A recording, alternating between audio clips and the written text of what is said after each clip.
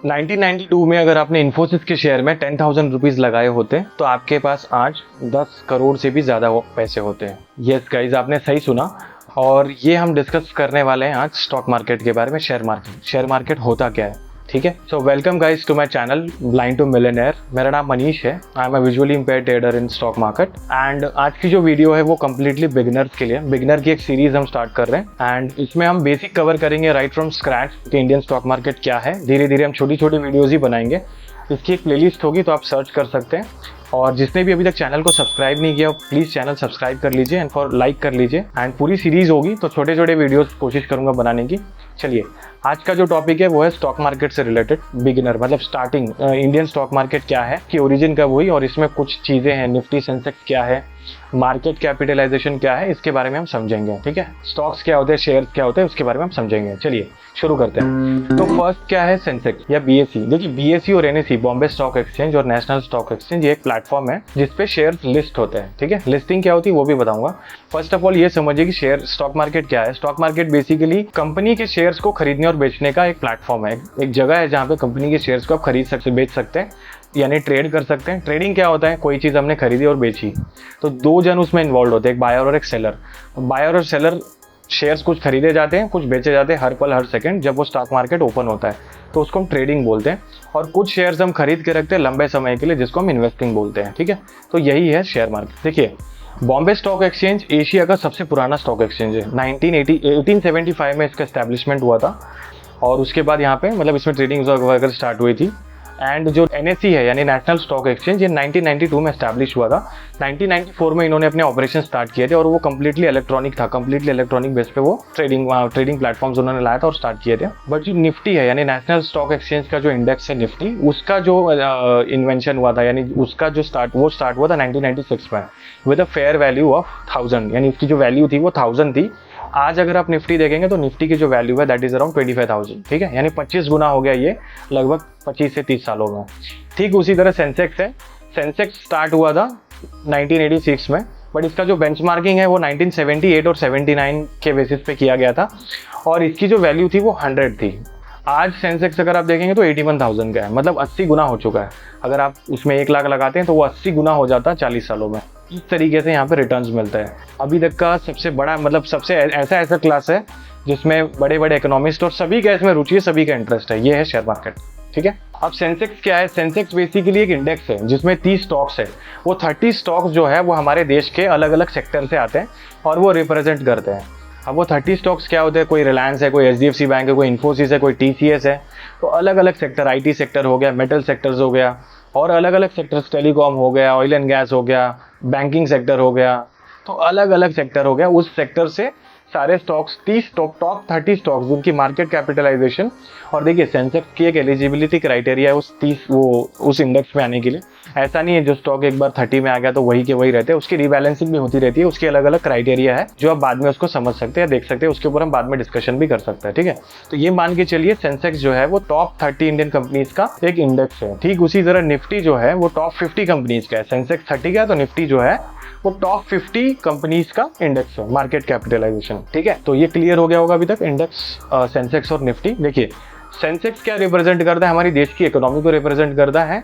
अगर सेंसेक्स ऊपर जा रहा है मतलब हमारी देश की इकोनॉमी अच्छी करी है और देश के जो हमारी टॉप 30 कंपनीज है वो अच्छा करी है, यानी हमारा देश अच्छा कर रहा है। तो एक तरीके से वो रिप्रेजेंट, एक रिफ्लेक्शन है हमारी इंडियन इकोनॉमीज को और हमारे इंडियन इकोनॉमी में जो डिफरेंट सेक्टर्स है वो कैसे परफॉर्म कर रहे हैं। ठीक है, तो वो रिप्रेजेंट करता है।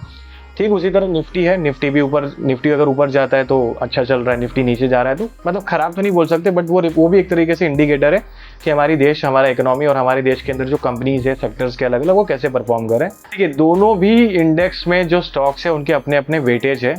उनके वेटेज के अकॉर्डिंग अगर वो स्टॉक्स जैसे ऊपर मूव होते हैं नीचे मूव होते हैं, उस हिसाब से वो इंडेक्स ऊपर नीचे होता है। एग्जाम्पल के तौर पे सेंसेक्स में 30 स्टॉक्स है, 30 में से 15 स्टॉक ऊपर है, 15 नीचे है, तो जरूरी नहीं है सेंसेक्स वहीं का वहीं रहेगा। 15 स्टॉक्स में जिसकी वेटेज ज्यादा है वो अगर ऊपर है और जिनकी वेटेज कम है तो सेंसेक्स आपको ऊपर ही दिखेगा। ठीक है, तो इसको इस तरीके से समझिए। इसको अगर आपको चेक करना है किसका कितना वेटेज है तो आप मनी कंट्रोल ऐप डाउनलोड कर लीजिए प्ले स्टोर में जाके, सबसे अच्छा ऐप है। इसके अंदर आप सेंसेक्स, निफ्टी, सारी चीजें और इनफैक्ट इकोनॉमी से रिलेटेड, शेयर से रिलेटेड कोई भी न्यूज आती है वो आपको वहाँ पे प्रॉपरली अपडेट मिलेगा। कंप्लीटली एक्सेसिबल है, आप यूज़ कर सकते हैं। ठीक है, बेसिक एज अ बिगिनर के लिए तो काफ़ी अच्छा, और मेरा 90% तो नहीं बट 60-70-80% में मनी कंट्रोल यूज़ करता हूँ, क्योंकि मुझे वहाँ से बहुत सारी चीज़ें मैं ट्रैक कर सकता हूँ। ग्लोबल मार्केट्स को मैं वहीं से ट्रैक कर सकता हूँ, क्रूड हो गया, सोना हो गया, हर चीज़ आप वहाँ से ट्रैक कर सकते हो। तो बहुत ही अच्छा एप्लीकेशन है, इसको आप डाउनलोड कर सकते हो, यूज़ कर सकते हो। मैंने एक टर्म यूज़ किया था मार्केट कैपिटलाइजेशन। देखिए मार्केट कैपिटलाइजेशन होता क्या, इसको हम समझते हैं। किसी भी कंपनी के जो शेयर्स होते हैं, ठीक है, total number of outstanding shares multiplied by the current price value. Example, हमारे देश का सबसे बड़ा मार्केट कैपिटलाइजेशन में जो कंपनी शेयर ये है वो है रिलायंस। रिलायंस हमारे देश की सबसे बड़ी कंपनी है in terms of market capitalization, यानी कि रिलायंस का जितना भी आउटस्टैंडिंग शेयर है उसको मल्टीप्लाई करेंगे आज उसकी करंट प्राइस वैल्यू, यानी 3000 की वैल्यू चल रही है, तो उसका मार्केट कैप आएगा, उसका market cap more than 20 lakh crore का। ठीक है, तो वो सबसे बड़ी कंपनी है हमारे इंडिया की। इसी तरीके से बहुत सारी कंपनीज है, उनके मार्केट कैप्स हैं, आप वो भी चेक कर सकते हैं। अलग अलग स्टॉक के ऊपर जब आप फंडामेंटल रिसर्च करेंगे, चेक करेंगे, तो आप देख सकते हो। तो आपको समझ गया होगा अभी मार्केट कैपिटलाइजेशन क्या है। ठीक है, अब हम कुछ टर्म समझते हैं, बुल मार्केट और बेयर मार्केट क्या होता है। आपने बहुत बार सुना होगा मार्केट जो है बुल मार्केट है या बेयर मार्केट है। मार्केट में आज तेजी है, मार्केट में आज मंदी है। ठीक है, आपने सुना होगा। बुल मार्केट क्या होता है, कोई भी स्टॉक या कोई भी इंडेक्स, निफ्टी, सेंसेक्स या स्टॉक कंटिन्यूसली वो ऊपर ही ऊपर जा रहा है। देखिए कोई भी शेयर को अगर आपको एनालाइज करना है कि ये शेयर अच्छा चल रहा है नहीं चल रहा है, तो वो उसके आप 52 वीक हाई और 52 वीक लो से चेक कर सकते हैं। 52 वीक हाई क्या होता है कि अभी समझ लीजिए किसी एक शेयर ने, मैं एग्जांपल दे रहा हूँ, अभी जैसे ONGC का शेयर है, कल ही उसने अपना 52 वीक हाई मारा और ATH यानी ऑल टाइम हाई मारा। ऑल टाइम हाई मतलब जब से वो शेयर लिस्ट हुआ है तब से लेके अभी तक वो उस भाव पे नहीं आया था, उस भाव पे फर्स्ट टाइम आया, उसके लिए उसको ऑल टाइम हाई बोलते हैं। 52 वीक हाई क्या होता है, जो एक साल के अंदर कोई भी शेयर या इंडेक्स हाई लगाता है उसको हम 52 वीक हाई बोलते हैं। अगर कोई शेयर 52 वीक हाई पे है या ऑल टाइम हाई पे है, दैट मीन्स वो शेयर अच्छा कर रहा है, वो एक बुल मार्केट में है या अप ट्रेंड में है। ठीक है, अब डाउन ट्रेंड या बेयर मार्केट क्या होता है, कोई भी शेयर अगर 52 वीक लो के पास है और वो ऑल टाइम लो ही लगाते जा रहा है, ऑल टाइम लो तो नहीं बोल सकते बट 52 वीक लो के करीब है, जब से वो मतलब उसने अपने 52 वीक हाई से काफ़ी दूर है और 52 वीक लो मारे जा रहा है, तो उसको हम डाउन ट्रेंड में बोलते हैं कि वो शेयर डाउन ट्रेंड में, वो नीचे ही जा रहा है और वो कहीं ना कहीं बेयर मार्केट में है। ठीक है,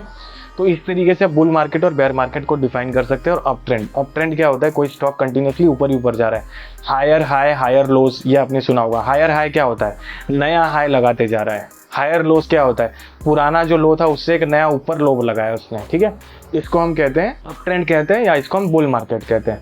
इसका उल्टा बेयर मार्केट जो डाउन ट्रेंड नीचे ही जा रहा है, लोअर हाई लोअर लो लगा रहा है। ठीक है, तो ये हो गया आपका बेयर मार्केट।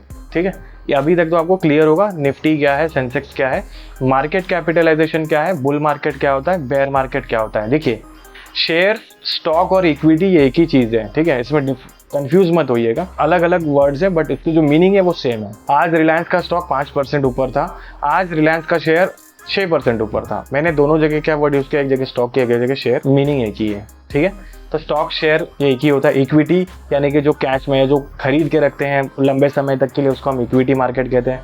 जो अभी हम डिस्कशन करें वो बेसिकली इक्विटी मार्केट ही है। और एक इसके अलावा एक डेरिवेटिव मार्केट है जिसको वायदा बाजार फ्यूचर ऑप्शन कहते हैं। उसके ऊपर भी हम आगे जाके पूरा प्लेलिस्ट बनाऊंगा तो उसमें वो फ्यूचर ऑप्शन पर भी डिस्कस करेंगे, बट फिलहाल के लिए आपको इतना ही समझना है। ठीक है, तो गाइज आज के लिए इस वीडियो को हम वाइंड अप करते हैं, पार्ट 1 है और ऐसे बहुत सारे छोटे छोटे पार्ट्स हम सीरीज बनाएंगे। आगे जाके हम डिस्कस करेंगे कि मार्केट कैपिटलाइजेशन के बेसिस पे हमारे ही इंडियन मार्केट्स में लार्ज कैप स्टॉक्स क्या होते हैं, मिड कैप क्या होते हैं, स्मॉल कैप स्टॉक्स क्या होते हैं, वो किस कैटेगरी में डिवाइडेड है। ठीक है, वो हम समझेंगे। डीमैट अकाउंट, अगर आपको कोई भी शेयर लेना है बेचना है तो वो कैसे डीमैट अकाउंट, और डीमैट अकाउंट के कुछ टर्म्स होते हैं, लिमिट ऑर्डर, मार्केट ऑर्डर, इसके बारे में हम समझेंगे नेक्स्ट पार्ट में। टिल देन अगर आपको वीडियो अच्छा लगा तो प्लीज़ लाइक करिए, सब्सक्राइब करिए, नोटिफिकेशन की बेल को ऑन करिए, कमेंट में लिख के बताइए वीडियो कैसा लगा, और अगर आपको कोई चीज़ समझ में नहीं आ रहा तो वो भी बताइए। नेक्स्ट पार्ट में मैं कोशिश करूंगा उसको हम कवर कर सके। Thank you very much for watching this video. Take care, bye bye guys, thanks a lot.